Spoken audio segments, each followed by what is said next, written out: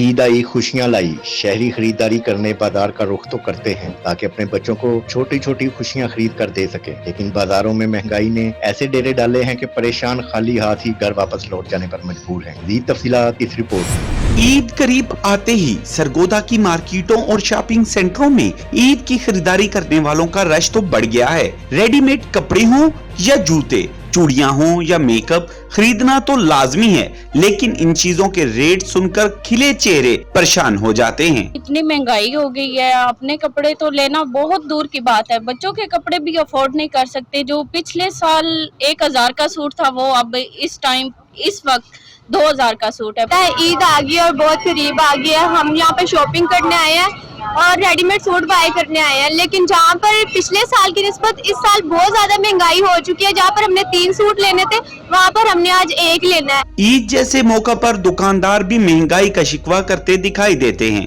उनका कहना है कि दुकान पर गाहक आता तो जरूर है, लेकिन रेट पूछकर परेशान लौट जाता है।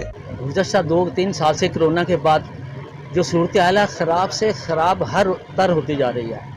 एक तबका है जिसको ईद की खुशियों की परवाह नहीं, वो हर वक्त उसकी हर वक्त ईद होती है, और दूसरा तबका जिसकी तादाद इस वक्त 85% हो गई है, वो ईद की खुशियों के लिए एक 200-300 रुपए की चप्पल के लिए भी तरस रहा है। हुकूमत से शहरी एक ही मुतालबा कर रहे हैं कि खुशियों भरे ईद जैसे त्योहार पर तो कोई खसूसी पैकेज देना चाहिए था, ताकि गरीब आदमी भी ईद की खुशियों में शामिल हो सकता।